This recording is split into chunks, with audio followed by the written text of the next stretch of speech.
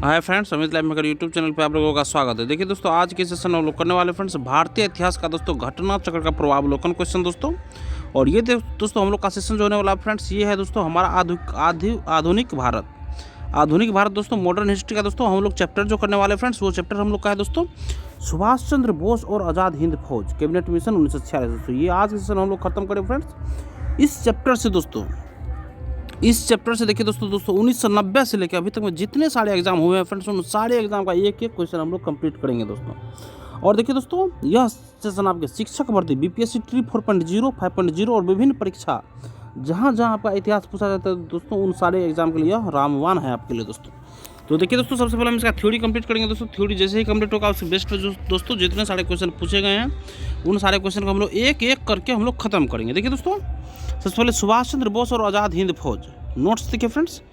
देखिए फ्रेंड्स, नेताजी सुभाष चंद्र बोस का जन्म 23 जनवरी 1897 को उड़ीसा के कटक में हुआ था।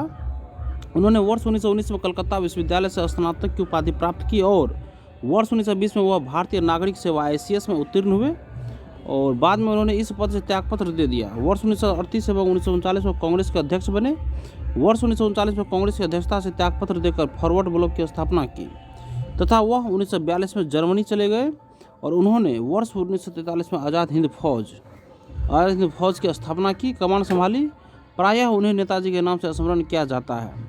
सुभाष चंद्र बोस को वर्ष 1938 में भारतीय राष्ट्रीय कांग्रेस का अध्यक्ष बनने के बाद गुरुदेव रविंद्रनाथ टैगोर द्वारा संगीत निकेतन में देश नायक की उपाधि से सम्मानित किया गया था और महात्मा गांधी ने उन्हें देशभक्तों का देशभक्त कहा था दोस्तों।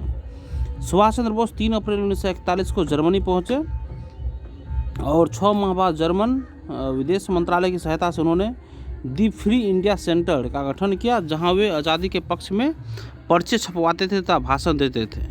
वर्ष 1941 के अंत तक जर्मन तानाशाह एडोल्फ हिटलर ने निर्वासित आज़ाद हिंद सरकार को मान्यता दे दी और सुभाष चंद्र बोस को आज़ादी की लड़ाई हेतु सेना गठित करने की सहमति प्रदान कर दी।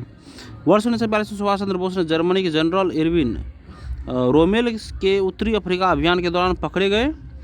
और देखिए फ्रेंड्स, भारतीय युद्ध बंदियों को भर्ती कर 10,000 सैनिकों का दल गठित किया। इसे ही द फ्री इंडिया लीजन कहा जाता है। आज़ाद हिंद फौज की स्थापना मूलतः कैप्टन मोहन सिंह ने की थी। वे ब्रिटेन की भारतीय सेना में अफसर थे। जब ब्रिटिश सेना पीछे हट रही थी तो मोहन सिंह जापानियों के साथ हो गए थे और जापानियों ने जब भारतीय सैनिकों को मोहन सिंह के सुपुर्द कर दिया तो वे उन लोगों को आज़ाद हिंद फौज में भर्ती करने लगे। दिसंबर 1941 में उत्तरी मलय के जंगलों में कैप्टन मोहन सिंह के नेतृत्व वाली पंजाब रेजिमेंट की टुकड़ी जापानी सेना से पराजित हुई। इस टुकड़ी के अंग्रेज लेफ्टिनेंट कर्नल LV फिट्जपैट्रिक जापान के युद्धबंदी हुए, किंतु बैंकॉक निवासी भारतीय सिख ज्ञानी प्रीतम सिंह की जिम्मेदारी लेने पर कैप्टन मोहन सिंह एवं अन्य भारतीय सैनिकों को युद्धबंदी के बजाय जापान के मित्र का दर्जा दिया गया। जापान के मेजर आईवाची फुजीवाड़ा एवं ज्ञानी प्रीतम सिंह ने ही कैप्टन मोहन सिंह को इंडियन नेशनल आर्मी का नेतृत्व करने के लिए उत्साहित किया और दिसंबर 1941 के अंत में कैप्टन मोहन सिंह इसके लिए सहमत हो गए। फरवरी मार्च 1942 में मोहन सिंह के नेतृत्व में इंडियन नेशनल आर्मी का गठन किया गया, जिसमें जापान के मलय अभियान के तहत पराजित ब्रिटिश सेना के भारतीय सैनिकों को शामिल किया गया था। स्पष्ट है कि INA का विचार सूत्र ज्ञानी प्रीतम सिंह एवं फुजीवाड़ा ने दिया, जबकि कैप्टन मोहन सिंह ने उसे प्रथम नेतृत्व प्रदान करने का साहसिक कार्य किया। आज़ाद हिंद फौज की पहली डिवीज़न का औपचारिक गठन सितंबर 1942 को हुआ और कैप्टन मोहन सिंह इसके प्रथम सेनापति बने। 4 जुलाई 1943 को रास बिहारी बोस ने आज़ाद हिंद फौज की कमान सुभाष चंद्र बोस को सौंप दी और 21 अक्टूबर 1943 को सुभाष चंद्र बोस ने सिंगापुर में स्वतंत्र भारत की अस्थायी सरकार आज़ाद हिंद सरकार का गठन किया और आज़ाद हिंद फौज का गठन 4 जुलाई 1943 को सुभाष चंद्र बोस के नेतृत्व में किया गया था। फौज का गठन सिंगापुर द्वीप पर किया गया था, किंतु तब सिंगापुर द्वीप ब्रिटिश मलय का अंग था। ब्रिटिश मलय में शामिल 3 भाग थे। एक थे दोस्तों फेडरेटेड मलय, सेकंड था अनफेडरेटेड मलय तथा थर्ड था दोस्तों स्टेट सेटलमेंट। तृतीय यानी स्टेट सेटलमेंट के अंतर्गत 4 अलग अलग क्षेत्रों को जोड़ा गया था, जो इस प्रकार है। देखिए फ्रेंड्स, एक था मलक्का, वर्तमान में मलेशिया का एक राज्य है। दूसरा था डीडिंग, वर्तमान में मलेशिया के पेराक राज्य का एक जिला है। थर्ड था पेनांग, वर्तमान में मलेशिया का एक राज्य है। चौथा है दोस्तों सिंगापुर, मतलब दोस्तों अगस्त 1963 में स्वतंत्रता की घोषणा की और 16 सितंबर 1963 को मलेशिया का अंग बना। 9 अगस्त 1965 को मलेशिया की संसद के एक प्रस्ताव द्वारा मलेशिया संघ से अलग कर दिया गया। इसी दिन से स्वतंत्र देश बना। स्पष्ट है कि जब सिंगापुर में आज़ाद हिंद फौज का गठन हुआ तब वह मलय का हिस्सा था। जैसे कि फ्रेंड्स, सिंगापुर तत्कालीन मलय में अपने सैनिकों का आह्वान करते हुए सुभाष चंद्र बोस ने कहा था, बहुत त्याग किया है किंतु अभी प्राणों की आहुति देना शेष है। आज़ादी को आज हमें अपने शीश फल चढ़ा देने वाले पागल पुजारी की आवश्यकता है जो अपना सिर काट कर स्वाधीनता की देवी को भेंट चढ़ा सके। तुम मुझे खून तो मैं तुम्हें आज़ादी दूंगा दोस्तों। और नेक्स्ट देखिए फ्रेंड्स, जय हिंद का नारा सुभाष चंद्र बोस ने दिया था। यह आज़ाद हिंद फौज में नमस्कार का ढंग था तथा आज़ाद था। आज यह सारे देश का नारा हो गया है। आज़ाद हिंद फौज दिवस 12 नवंबर 1945 को मनाया गया, जबकि 5 नवंबर से 11 नवंबर 1945 के मध्य आज़ाद हिंद फौज सप्ताह मनाया गया था। आज़ाद हिंद फौज के सैनिकों एवं अधिकारियों को गिरफ्तार कर ब्रिटिश सरकार ने नवंबर 1945 में दिल्ली के लाल किले में उन पर मुकदमा चलाया। इसमें 3 अभियुक्तों प्रेम सहगल, गुरबख्श सिंह एवं शाहनवाज को फांसी की सजा तथा राशिद अली को 7 वर्ष के कारावास का दंड दिया गया। इनके बचाव के लिए कांग्रेस ने आज़ाद हिंद फौज बचाव समिति का गठन किया, जिसमें भोला भाई देसाई के नेतृत्व में तेज बहादुर सप्रू, कैलाशनाथ काटजू, अरुणा आसफ अली और जवाहरलाल नेहरू प्रमुख वकील थे।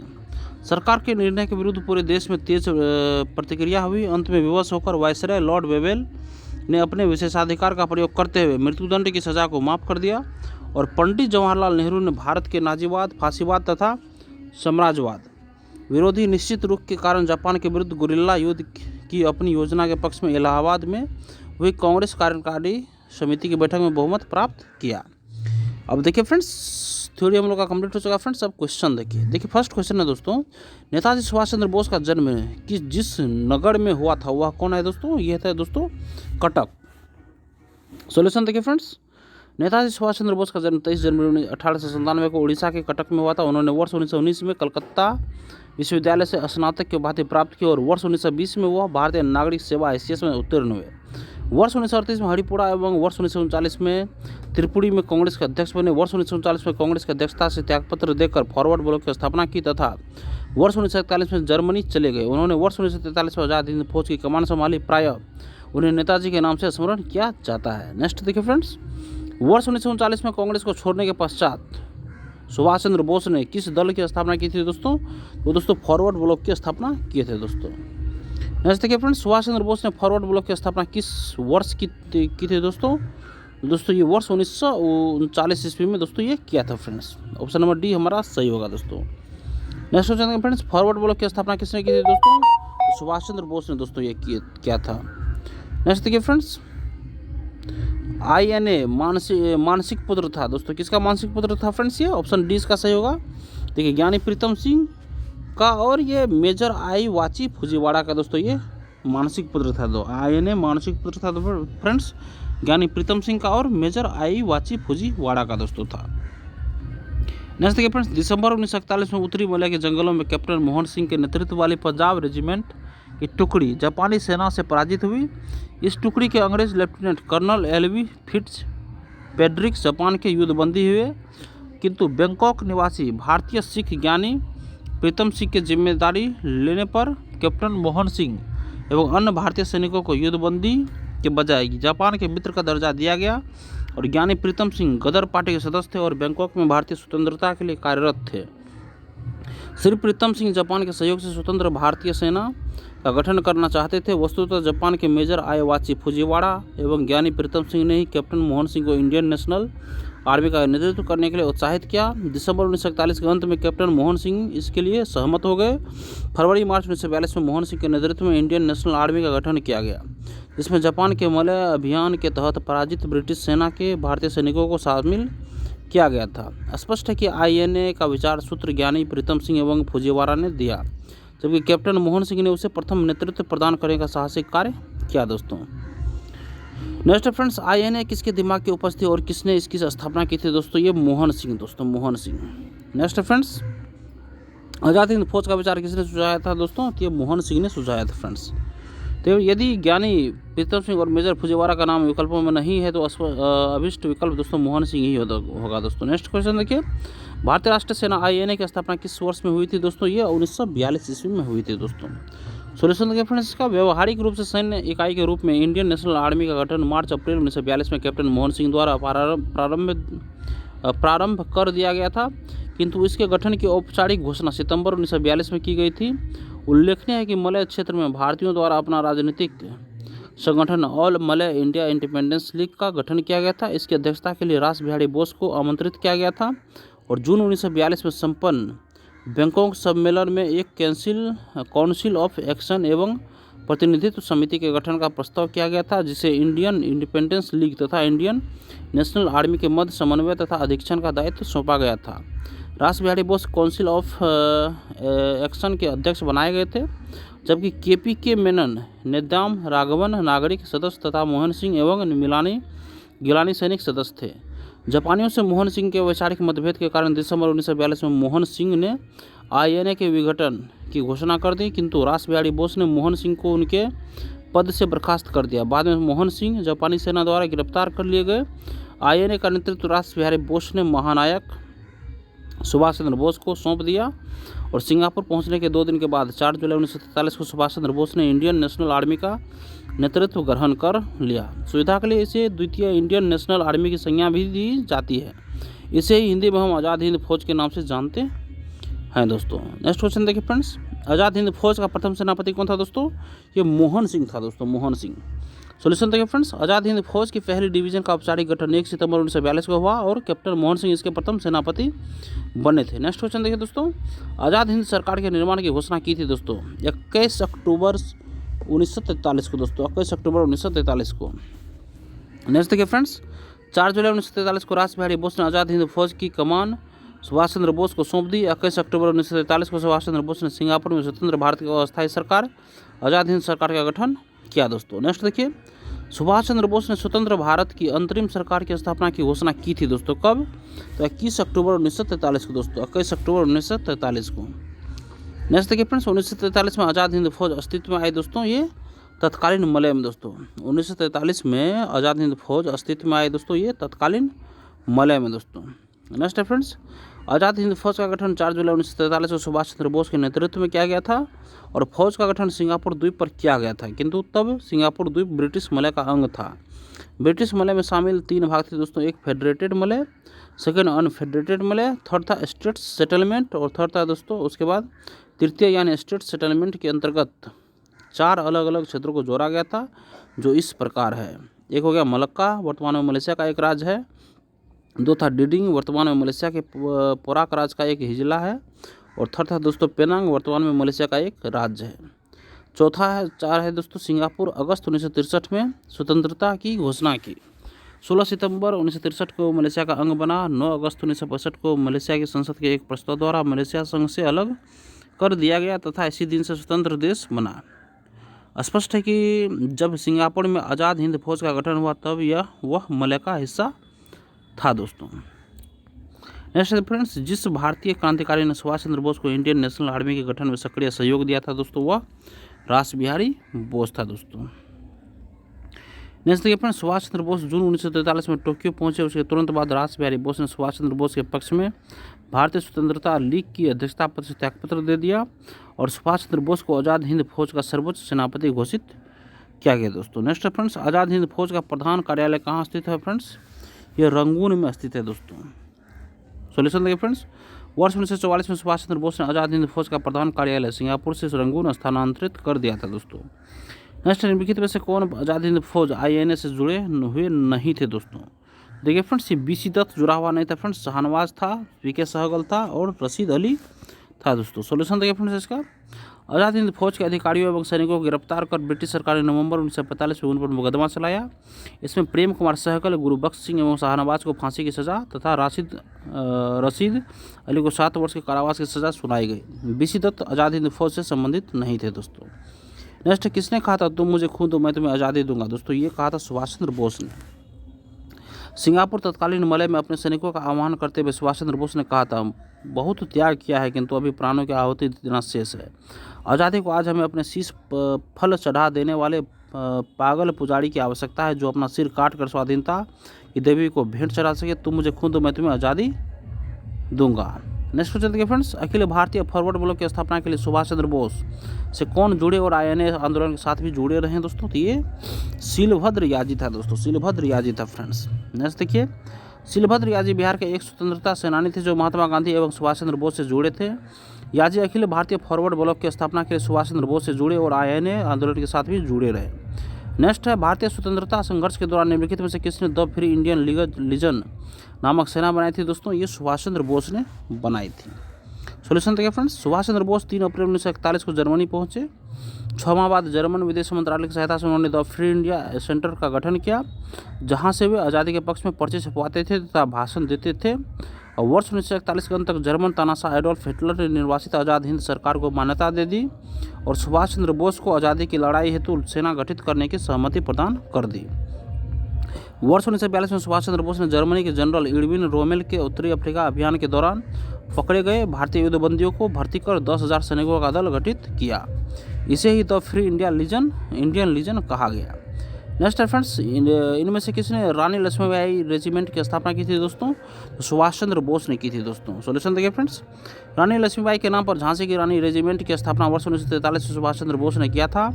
लक्ष्मी सहगल आज़ाद हिंद फौज की महिला ब्रिगेड रानी लक्ष्मीबाई रेजिमेंट के कमांडर थी दोस्तों। और आज़ाद हिंद फौज के अन्य ब्रिगेड थे दोस्तों, सुभाष ब्रिगेड और नेहरू ब्रिगेड और गांधी ब्रिगेड। नेक्स्ट है दोस्तों, निम्नलिखित में से किस एक ने सुभाष चंद्र बोस को देश नायक कहा था? तो रविंद्रनाथ टैगोर ने कहा था दोस्तों। सुभाष चंद्र बोस को वर्ष 1938 में भारतीय राष्ट्रीय कांग्रेस का अध्यक्ष बनने के बाद गुरुदेव रविंद्रनाथ टैगोर द्वारा शांति निकेतन में देश नायक की उपाधि से सम्मानित किया गया था। महात्मा गांधी ने उन्हें देशभक्तों का देशभक्त कहा था दोस्तों। नेक्स्ट क्वेश्चन है फ्रेंड्स, जय हिंद किसका नारा था? फ्रेंड्स, जय हिंद दोस्तों सुभाष चंद्र बोस का नारा था दोस्तों। जय हिंद का नारा सुभाष चंद्र बोस ने दिया था। यह आज़ाद हिंद फौज में नमस्कार का ढंग तथा आज तक सारे देश का नारा हो गया दोस्तों। नेक्स्ट है फ्रेंड्स, आज़ाद हिंद फौज दिवस किस तिथि को मनाया गया था दोस्तों? ये 12 नवंबर 1945 को मनाया गया था दोस्तों। आज़ाद हिंद फौज दिवस 12 नवंबर 1945 को मनाया गया था, जबकि 5 से 11 नवंबर 1945 के मध्य आज़ाद हिंद फौज सप्ताह मनाया गया था। नेक्स्ट है, आज़ाद हिंद फौज के किस सैनिक को 7 वर्ष के कारावास का दंड दिया गया था दोस्तों? तो राशिद अली को। नेक्स्ट फ्रेंड्स देखिए इसका सॉल्यूशन, आज़ाद हिंद फौज के सैनिकों एवं अधिकारियों को गिरफ्तार कर ब्रिटिश सरकार ने नवंबर 1945 में दिल्ली के लाल किले में उन पर मुकदमा चलाया। इसमें 3 अभियुक्त प्रेम सहगल, गुरबख्श सिंह एवं शाहनवाज को फांसी की सजा तथा राशिद अली को 7 वर्ष के कारावास का दंड दिया गया। उनके बचाव के लिए कांग्रेस ने आज़ाद हिंद फौज बचाव समिति का गठन किया, जिसमें भोलाभाई देसाई के नेतृत्व में तेज बहादुर सप्रू, कैलाशनाथ काटजू, अरुणा आशफ अली और जवाहरलाल नेहरू प्रमुख वकील थे। सरकार के निर्णय के विरुद्ध पूरे देश में तेज प्रतिक्रिया हुई। अंत में विवश होकर वायसराय लॉर्ड वेवेल ने अपने विशेषाधिकार का प्रयोग करते हुए मृत्युदंड की सजा को माफ कर दिया। नेक्स्ट फ्रेंड्स, निम्नलिखित में से आज़ाद हिंद फौज के किस अधिकारी ने लाल किले पर चलाए गए मुकदमे का सामना नहीं किया दोस्तों? ये दोस्तों मोहन सिंह ने सामना नहीं किया था, गुरुदयाल सिंह ने किया था, प्रेम सहगल किया था, शाहनवाज किया था दोस्तों। देखिए फ्रेंड्स सॉल्यूशन इसका, आज़ाद हिंद फौज के अधिकारी मोहन सिंह ने लाल किले पर चलाए गए मुकदमे का सामना नहीं किया। आज़ाद हिंद फौज के गिरफ्तार सैनिकों एवं अधिकारियों पर अंग्रेज सरकार ने दिल्ली के लाल किले में नवंबर 1945 में मुकदमे चलाए, जिसमें से एक हिंदू, एक मुसलमान और एक सिख पीके सहगल, शाहनवाज एवं गुरबख्श सिंह ढिल्लन को एक साथ अभियुक्त बनाया गया। बचाव पक्ष की ओर से भोलाभाई देसाई, तेज बहादुर सप्रू और नेहरू वकील थे। नेहरू ने 25 वर्ष बाद बैरिस्टर का अपना लवादा पहना था और इसके देशव्यापी विरोध में मुस्लिम लीग की भी सम्मिलित हो गई दोस्तों। नेक्स्ट फ्रेंड्स, निम्नलिखित में से किसने 1945 में आज़ाद हिंद फौज की ओर से लाल किले के मुकदमे में पैरवी कर रहे थे वकीलों की अध्यक्षता की दोस्तों? ये दोस्तों भोलाभाई देसाई ने किया था फ्रेंड्स। नेक्स्ट देखिए दोस्तों सॉल्यूशन है, वर्ष 1945 में लाल किले में आज़ाद हिंद फौज के सिपाहियों के प्रसिद्ध मुकदमे की पैरवी कैलाशनाथ काटजू, सर तेज बहादुर सप्रू, जवाहरलाल नेहरू, भोलाभाई देसाई आदि कर रहे थे। वकीलों के इस समूह की अध्यक्षता भोलाभाई देसाई ने की थी दोस्तों। नेक्स्ट क्वेश्चन देखिए फ्रेंड्स, आज़ाद हिंद फौज के अधिकारियों को उनके लाल किले में चल रहे मुकदमे में उनके पक्ष से निम्नलिखित में से किसने वकालत की थी दोस्तों? ये दोस्तों सर टी.बी. सप्रू ने किया था दोस्तों, सर टी.बी. सप्रू ने किया था फ्रेंड्स। नेक्स्ट देखिए फ्रेंड्स, वर्ष 1945 में आज़ाद हिंद फौज के लाल किले में दिल्ली के मुकदमे की पैरवी निम्नलिखित में से किसने नहीं की थी दोस्तों? सरदार वल्लभ भाई पटेल ने दोस्तों नहीं की थी फ्रेंड्स। बाद में दोस्तों भोलाभाई देसाई ने किया था, पंडित जवाहरलाल नेहरू ने किया था, सर कैलाशनाथ काटजू ने किया था।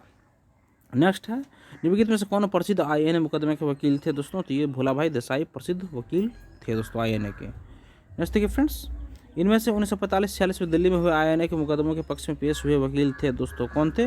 ये भूलाभाई देसाई थे दोस्तों।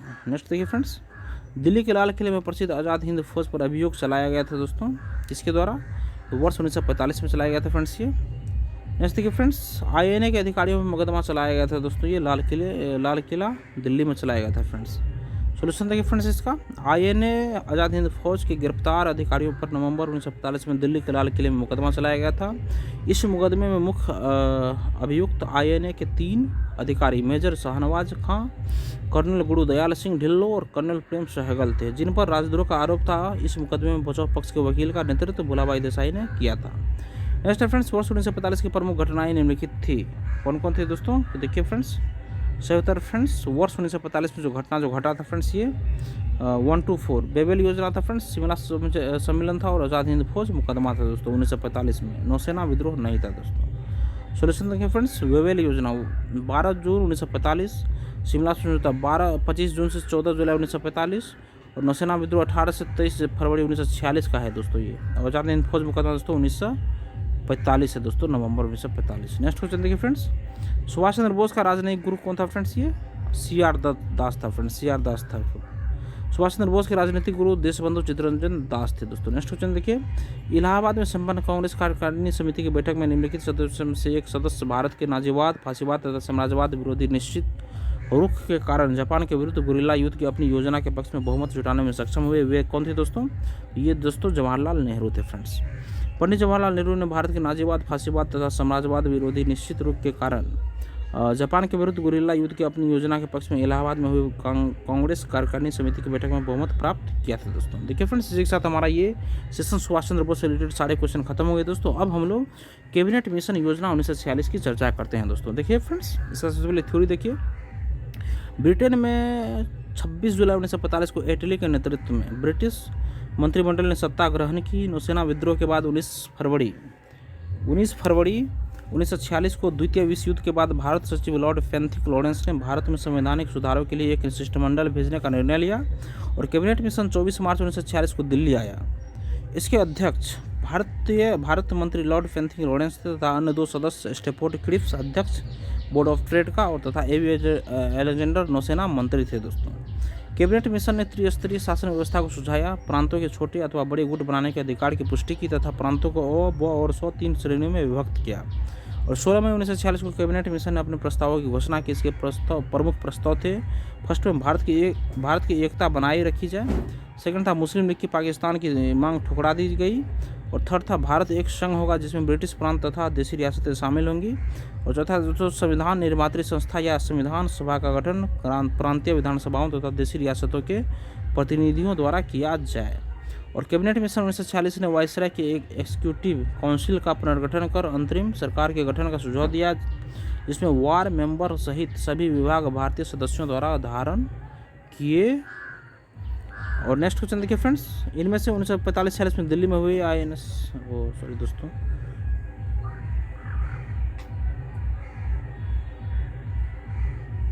जी फ्रेंड्स, नेक्स्ट है दोस्तों धारण किए जाने थे। कैबिनेट मिशन योजना के पक्ष में गांधी जी पूरी तरह से थे। इस योजना के संदर्भ में गांधी जी ने कहा, यह योजना उस समय की परिस्थितियों के परिप्रेक्ष्य में सबसे उत्कृष्ट योजना थी, जिसमें ऐसे बीज थे जिसमें दुख की मारी भारत भूमि यातना से मुक्त हो सकती थी। मौलाना अबुल कलाम आज़ाद कैबिनेट मिशन के भारत आगमन के समय भारतीय राष्ट्रीय कांग्रेस के अध्यक्ष थे दोस्तों। अब देखिए फ्रेंड्स, इस चैप्टर से जितने सारे क्वेश्चन किए गए दोस्तों, उन सारे क्वेश्चन को हम लोग एक एक करके देखते हैं। देखिए दोस्तों, कैबिनेट मिशन की अध्यक्षता किसने की थी दोस्तों? तो ये सर पी लॉरेंस, फैंथिक लॉरेंस ने किया था दोस्तों।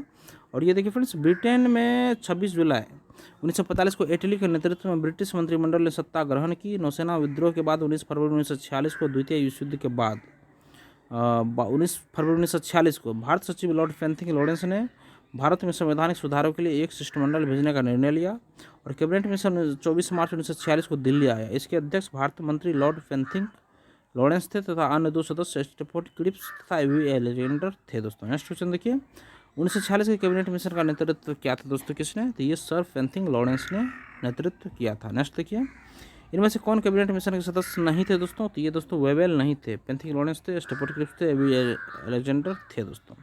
नेक्स्ट, निम्नलिखित में से किसने 1946 के कैबिनेट मिशन का नेतृत्व क्या था दोस्तों? तो सर पेंथिक लॉरेंस ने नेतृत्व किया था दोस्तों। नेक्स्ट है, द्वितीय विश्व युद्ध के बाद 1940 में से कौन भारत आया था दोस्तों? तो ये कैबिनेट मिशन आया था दोस्तों। नेक्स्ट है, निम्न में से किस एक ने भारत के लिए त्रिस्तरीय शासन व्यवस्था का प्रस्ताव किया था दोस्तों? तो कैबिनेट मिशन ने किया था दोस्तों। कैबिनेट मिशन भारत 1946 में भारत पहुंचा दोस्तों, और इस मिशन के सदस्य स्टेफोर्ड क्रिप्स अध्यक्ष बोर्ड ऑफ ट्रेड थे दोस्तों, और पेंथिक लॉरेंस ये भारत सचिव थे फ्रेंड्स, और एवी एजेंडर दोस्तों नौसेना मंत्री थे। इसने त्रिस्तरीय शासन व्यवस्था को सुझाया, प्रांतों के छोटे अथवा बड़े गुट बनाने के अधिकार की पुष्टि की तथा प्रांतों को अब और 103 श्रेणियों में विभक्त किया दोस्तों।